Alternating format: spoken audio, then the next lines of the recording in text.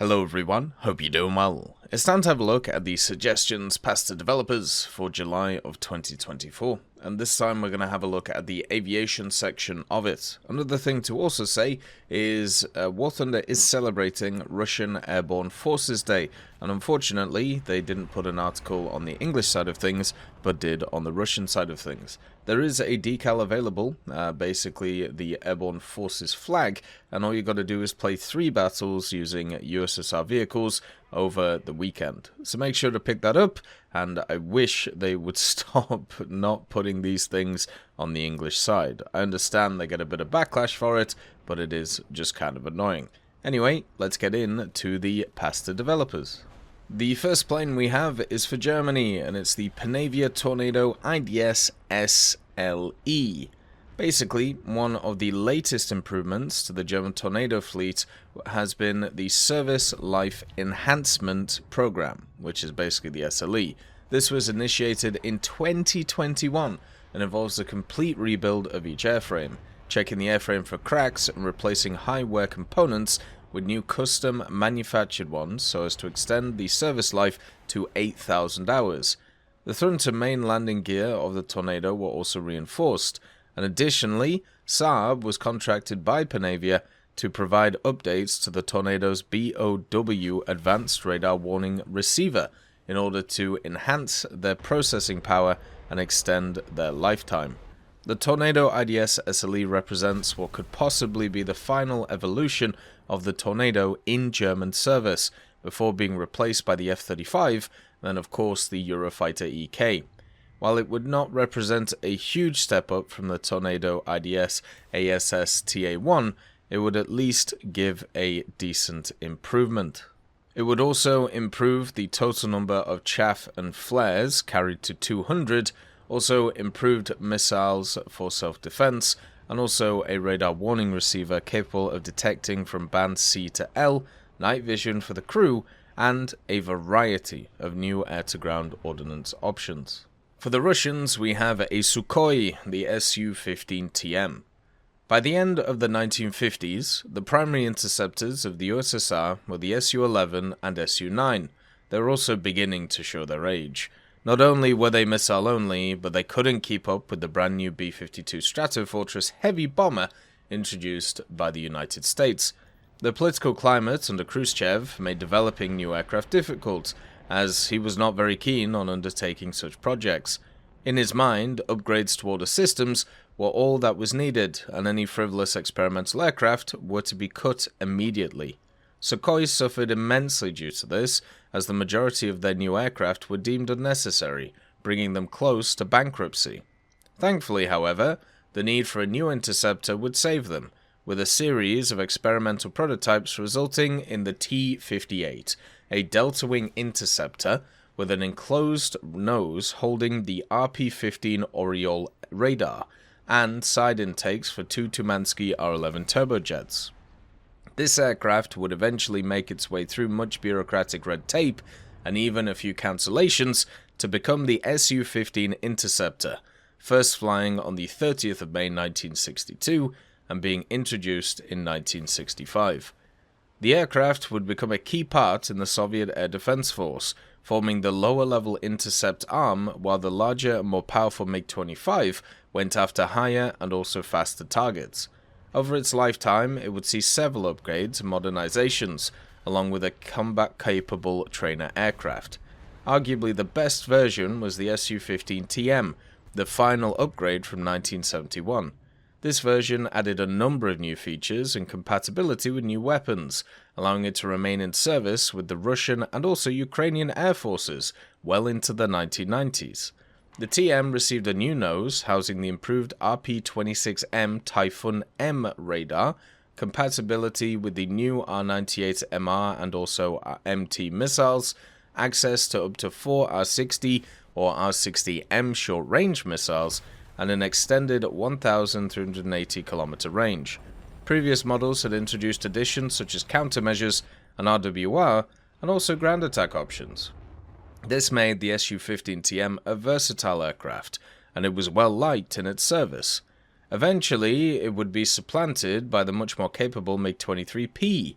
but it still served in second-line duties for another decade or so. Said service was not without some controversy, however. The Su-15 was involved in 2 incidents involving civilian airliners, both from Korean Air, along with one involving a cargo airliner.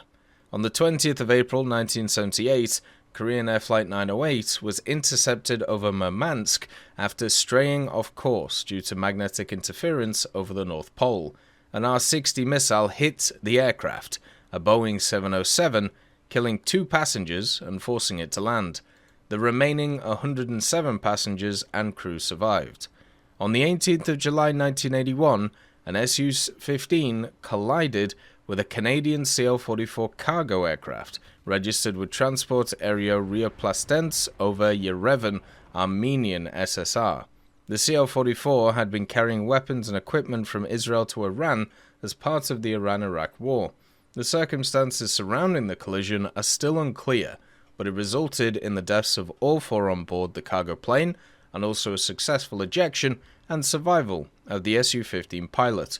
Finally, and most painfully, on the 1st of September 1983, Korean Air Flight 007 was shot down over Kamchatka, killing all 269 passengers and also crew.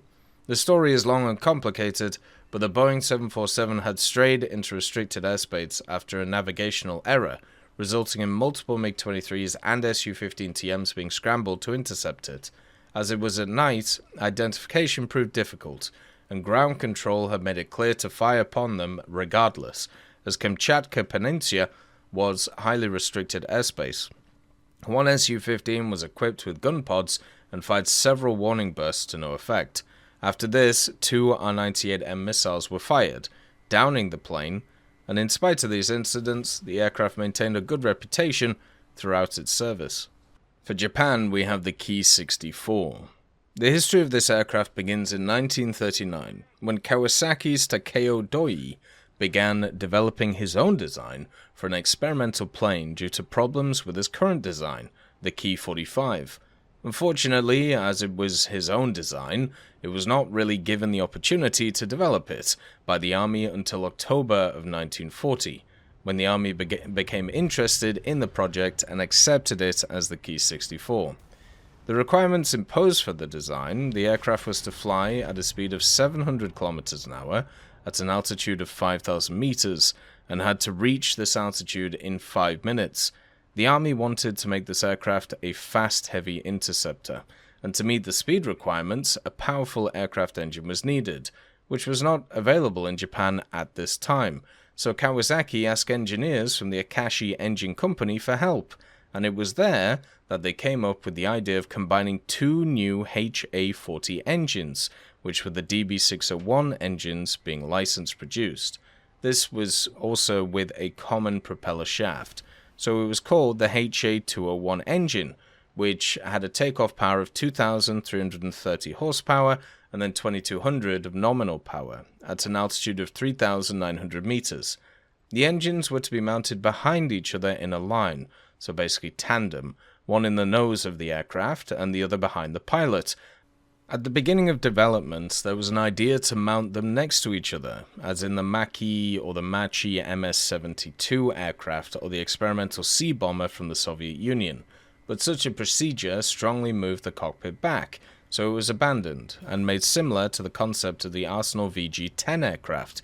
A similar feature to this aircraft appears, i.e. the double counter-rotating propellers, and also a rear-mounted motor drove the first variable pitch propeller in the counter-rotating propeller. The front engine drove the second one that had a constant pitch.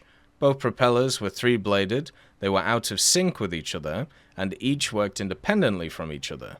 This engine needed cooling, so the engineers, inspired by the cooling system of the HE-100 aircraft delivered in 1940, used a similar system. Water tanks with the capacity of 68,191 liters were installed in each wing console, which together with the flaps served as cooling surfaces with an area of 24 meters squared. The left wing console operated the front engine, while the right console supplied coolant to the rear engine. When the cooling water turned to steam, it was pumped out of the wing, where the steam condensed back into the water, which in turn was pumped back into the engine. I would highly recommend looking at this system, by the way, on the HE100. It is actually really cool.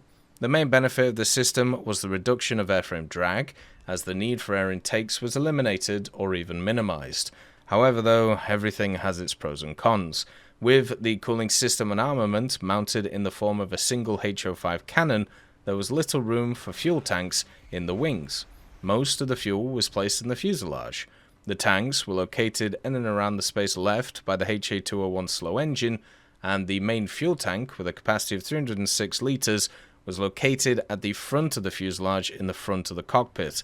Underneath was an oil tank that held about 80 litres of oil, and the oil cooler was common, standing asymmetrically under the right wing. As it was not possible to achieve a good seal of the coolant system, there were two expansion tanks with coolant behind the cockpit, containing 83.3 and 117.4 litres respectively. The front engine was powered by a smaller one, the rear by a larger one. The project was not really completed until January of 1943 due to work on the Ki-60 and also the Ki-61, but on the 23rd of January the Army ordered a prototype aircraft, but work was delayed due to a problem with the propeller shaft vibration and due to the complexity of the design. The cooling system was tested on a modified Ki-61 fighter and lasted from October 42 to the end of 43, causing further delays in production, to the point that the aircraft was not ready until December 1943. Doi was pleased, though, that the Ki-61's cooling system provided an additional 41 km an hour. It was decided that combat damage would not significantly reduce its effectiveness, so it was worth conducting exhaustive tests. Tests of the new design were immediately started, and this is where the problems began, because it turned out that the cooling system was inefficient. The plane was shrouded in a cloud of steam during takeoff, and finally, during the fifth test flight, the rear engine caught fire. Thanks to the experience of the test pilot, he managed to land and the ground crew extinguished the engine fire. The engine was then sent back to the Akasha factory for repair, and the aircraft was taken to the city of Gifu. At this point, the engineers came up with the idea of replacing the twin HA40, or the HA201, engine with a twin HA140 engine, which was supposed to develop 2800 horsepower. In this way, the Ki-64 Kai aircraft was to be created, and unfortunately the war began to go very unfavorably for Japan, and the engineers were sent to more promising projects. Work on repairing the Ki-64 and creating an engine for the Ki-64 Kai lasted until mid-44, then the project was suspended. At the time of the surrender, the HA201 engine was still unrepaired at the Akashi factory, and the aircraft with the cooling system removed was in the hangar in Gifu, where the Americans found it. The Chinese get the Harbin SH-5. This is a waterborne anti-submarine bomber with 4 engines, which was designed by the 605 Research Institute and trial produced by the 122 factory. Its primary purpose is to conduct maritime reconnaissance and also patrol missions. Additionally, it has the capability to monitor and engage surface ships. Apart from operating in sea environments, this aircraft can also take off and land in rivers, lakes, and reservoirs that meet specific clearance conditions. These conditions include a water depth of over 3 meters, a length of 1500 meters, and also a width of 300 meters. In 1955, China established its seaplane force, acquiring several B-6 seaplanes from the Soviet Union. However, these aircraft proved inadequate for China's expansive sea area. By the late 1960s, the retirement of these seaplanes was imminent, necessitating the urgent development of new seaplanes. Consequently, plans were made to establish the Seaplane Design Institute in 1968, with its designs being formulated during its establishment. The program demonstration commenced on July 1968 and was officially reported to the Central Committee in October. On the 9th of December, Chairman Mao Zedong and also Premier Zhou Enlai formally granted their approval for the development program of the SH-5. This program was a collaborative effort between the 605th Institute and the 122nd Factory. 3 aircraft were produced for trial purposes, with the number 001 aircraft serving as a static testing machine, while the 2 and the 3 were developed and tested as flight prototypes. To expedite the development process, personnel from the 605th Institute and the Army were deployed to Factory 122 in April of 1969 to carry out a 3 combinations design. This design was successfully completed in February 1970. The overall design and production drawings were finalized between March and October, and by utilizing new process methods, the trial production progress was accelerated. The aircraft was ultimately assembled on the 29th of August 1971 and promptly transported to Yao County, where strength tests were conducted by 623. The machine was subjected to a weight capacity of 110%, resulting in its complete destruction. However, the strength of the aircraft met the design requirements. The number 2 prototype for test flights was completed and taxied on the ground in December 73. Subsequently, in October 74, the number 2 aircraft were transported to Yingmen Zhangye Reservoir for test flights. The aircraft was then launched into the water for the first time in May 75. Over the course of the following months, a series of static water tests and also water taxiing tests were conducted, accumulating a total of 30 hours and also 28 items. On the 3rd of April 1976, a successful water takeoff and landing test flight was carried out by an SH-5, piloted by Huang Xinghu and other crew members, with a flight duration of 23 minutes. Finally, in December 79, the General Staff Headquarters officially approved the deployment of the SH-5 into service. After the inaugural flight, Factory 122 initiated the trial production of a batch of 4 aircraft in 1980. During a test flight landing in June 82, a bracket broke and all 4 flaps detached. Despite this perilous situation, the test pilots skillfully managed to bring the plane to a safe landing, demonstrating both composure and exceptional bravery. Thankfully, both of the crew and the aircraft were unharmed. However, this incident cast a shadow over the future of the aircraft. In early 83, the Ministry of Aviation Industry announced its intention to discontinue the development of the SH-5 aircraft and prepare for its scrapping. Nevertheless, General Li Jing, Deputy Commander of the Navy, proposed that the Navy should take charge of further developing the model. Following thorough investigation and research, the project was allowed to continue, and in February 84, funds were allocated to ensure the continuity of SH-5's development. However, due to plan adjustments and also other factors, the pace of aircraft development slowed down during this period. Between November 15th and December 15th in 85, a total of 22 flights were operated over the course of 18 days. Upon the completion of a test flight, the aircraft was officially handed over to the troops. Starting from 1986, the SH-5 was gradually outfitted within the Navy for experimental purposes. On the 6th of May 1987, an unprecedented and exceptionally massive forest fire broke out in the Daxing-Anlang region of China. The 605 Institute proposed the conversion of the Shuhong 5 into a water bomber to combat and prevent forest fires. Following the approval of Premier Li Peng, the modification test was conducted on the 04 aircraft. In June 1987, the SH-5 forest fire variant successfully carried out its inaugural firefighting mission.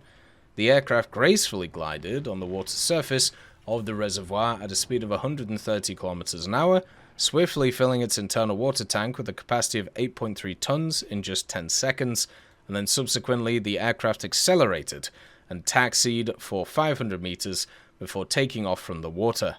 Upon reaching the designated water drop site, the aircraft deployed its flaps, descended and decelerated to a speed of 210 km per hour.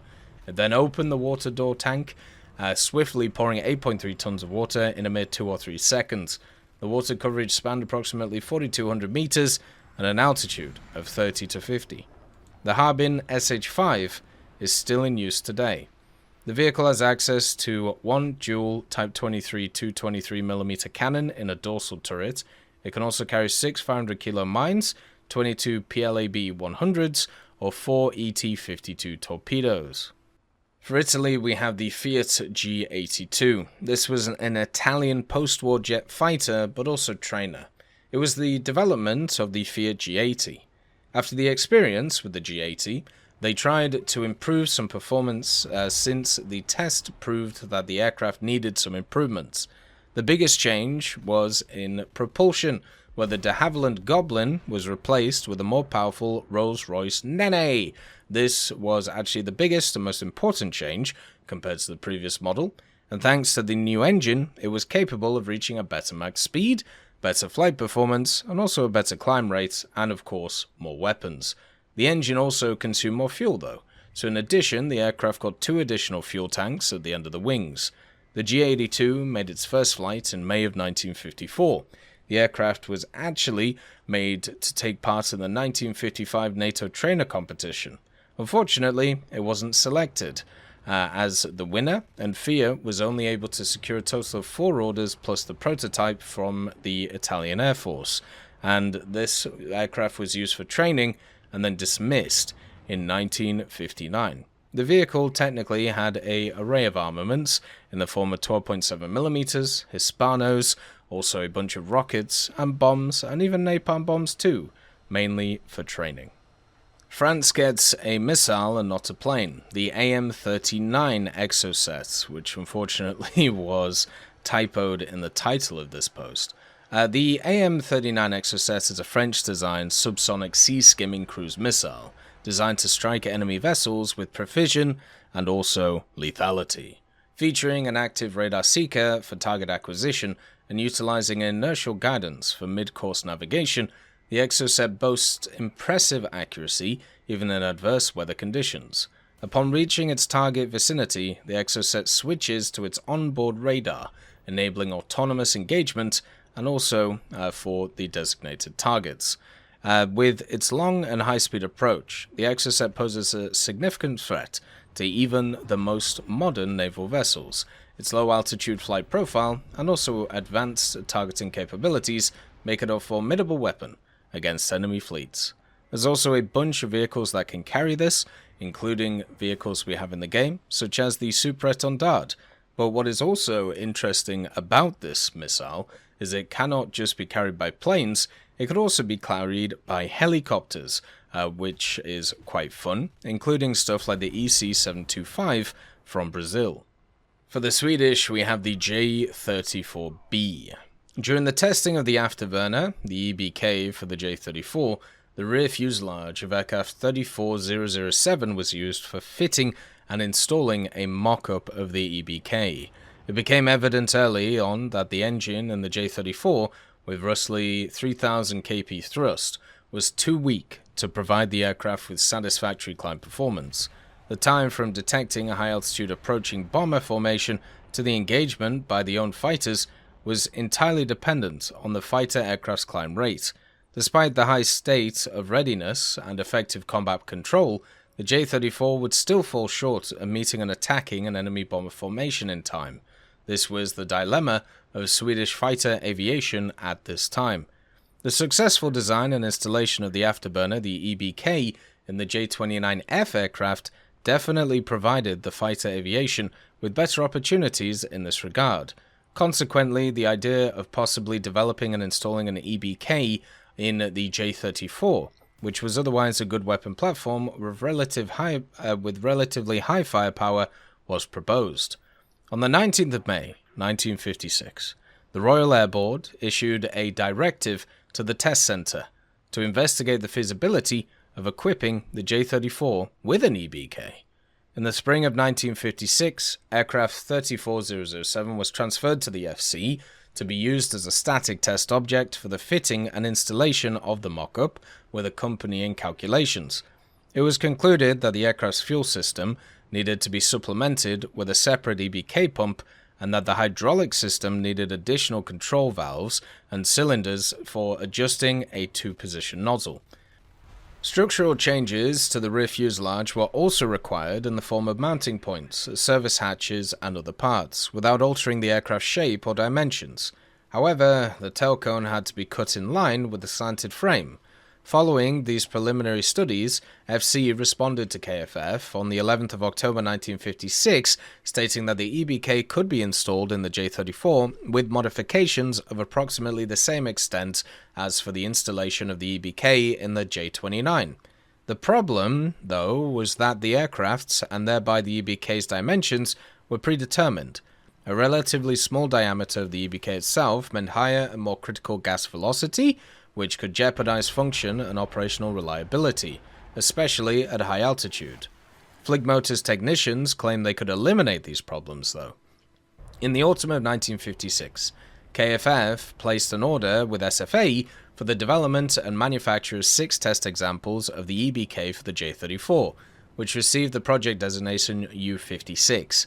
On the 30th of October 1956, aircraft 34052 was transferred to FC for modification and EBK installation, followed by subsequent flight tests. 34052 went directly to FC after delivery, and the project was studied and monitored by Hawker's own technicians, initially with great skepticism and later with explicit enthusiasm.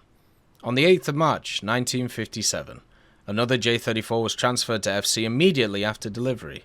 The aircraft was 34085 and was used for comparative flight tests and evaluation of the type characteristics in connection with the EBK installation. The actual flight tests began on the 6th of May 1958, after extensive ground tests and runs with the EBK ignited in aircraft 34052. The subsequent flight tests with the EBK ignited met the calculations, and the climb time to 12,000 meters was roughly 4 minutes. However, the previously noted concerns regarding the EBK's small diameter meant it could only be effectively used up to 10,000 meters. At high altitudes, the function deteriorated and the EBK extinguished. The EBK installation hardly changed the aircraft's type characteristics, except for slight vibrations in the rudder at speeds above Mach 1. This could partly be attributed to separation issues at the truncated tail cone and did not affect the aircraft's stability. This tendency could be disregarded, as the purpose of the EBK installation was to improve the aircraft's climb performance rather than its speed performance. Even though the project was showing a lot of promise, it was abruptly terminated on the 29th of June 1958. There were several reasons for this. The cost of equipping the J34 with an EBK was estimated at 24 million kroner. It was hardly a sensible investment, given that the J35 would soon be introduced to the fighter units, and that the J34 was, after all, a transition aircraft. Furthermore, while the EBK would indeed increase the aircraft's climb performance, it would come at a price of a very short action time due to increased fuel consumption of an already limited fuel capacity. Paradoxically, the J34 would become a less effective fighter aircraft with an EBK. At this time, it was assumed that the J34 would have a relatively short lifespan in the Air Force in favor of the J35. However, the tactical developments of the 1960s would place new demands on fighter aviation and its operations, in which the J34 became more useful and effective. This may be a twist of fate, but aside from allocations related to impending unit withdrawals, the J34 made a good and effective contribution to Swedish air defense throughout the 1960s. The limitations of the Draken in the 60s extended the J34's service life, rightly so, despite its poorer climb performance.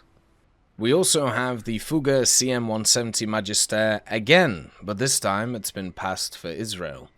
The story of this aircraft starts back in 1948. Back then, the French company Fouga was developing a trainer aircraft for the French Air Force, which was designated the CM130. However, after the French Air Force had decided the design lacked thrust, Fouga created a new, larger design using a pair of Turbomeca Mabore engines, and so the CM170 Magister was born. This aircraft is most well known for its V-shaped tail design, which originates from Fouga's earlier works on gliders. The Magister first flew on the 23rd of July 1952, and first entered service with the French Air Force in 1956. At the same time, in Israel, the Air Force leadership quickly realized that with the acquisition of more advanced jet aircraft throughout the 1950s, they also came the need for a trainer aircraft that could properly train pilots to fly such machines. As a result, the Israelis turned to the French, who were the IAF's main arms supplier at the time, in order to acquire the Magister. It was decided that the French would send a single example, which would be used as the template for licensed production of the aircraft built in Israel. The first Fouga Magister arrived in Israel in 1957, and the fledgling Bedek Aviation Company who would later, down the line, transform into the IAI company, was tasked with the mission of producing Fouga Magister aircraft for the Israeli Air Force. Following the arrival of the first example, which was specifically the CM170-1 variant, Badek Aviation set up the beginning of production based on it, and the first two airframes were completed in 1959. The first of these airframes was delivered to the Israeli Air Force in an official ceremony held on the 7th of July in 1960. It became the first aircraft of local manufacture to enter the ranks of Israeli Air Force, marking a significant milestone for the Israeli aviation industry. The Magisters entered service with the Israeli Air Force Flight School starting in 1960 as a main instruction aircraft, although initially still being supplemented by the AT-6 Harvards due to low numbers. Around the same time, the aircraft also joined the ranks of the Israeli Air Force's aerobatics team, which is pretty fun. In May of 1967, it was decided, due to rising tensions between Israel and neighboring states, that the Fouga Magisters would be organized into an emergency squadron, operated by reservists, the 147th Squadron. The aircraft were modified by Badek Aviation in preparation for the upcoming conflict to carry armaments, so that the Magisters could supplement the low number of Israeli Air Force combat aircraft for the CAS role. In total, 44 Magisters were prepared by the beginning of hostilities, each housing a pair of 7.62 Browning machine guns in the nose, and sporting hardpoints for carriage of bombs and rockets under the wings. The Magisters were used throughout the entirety of the 1967 Six-Day War, conducting CAS missions in Sinai, the West Bank, and also the Golan Heights. They proved to be especially potent during the Battle of Jerusalem, where they stopped Jordanian armored columns, destroying dozens of tanks and also other AFEs. In total, during the war, 7 Israeli Magisters were shot down, all due to AA fire, and 6 pilots lost their lives.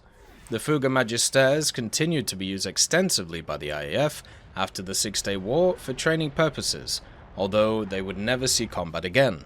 In 1983, the aircraft began being phased out of service in favor of the IAI Zukit, which was a highly modified version of the Fouga Magister developed by IAI. Today, several examples still exist in several museums and also heritage sites in Israel.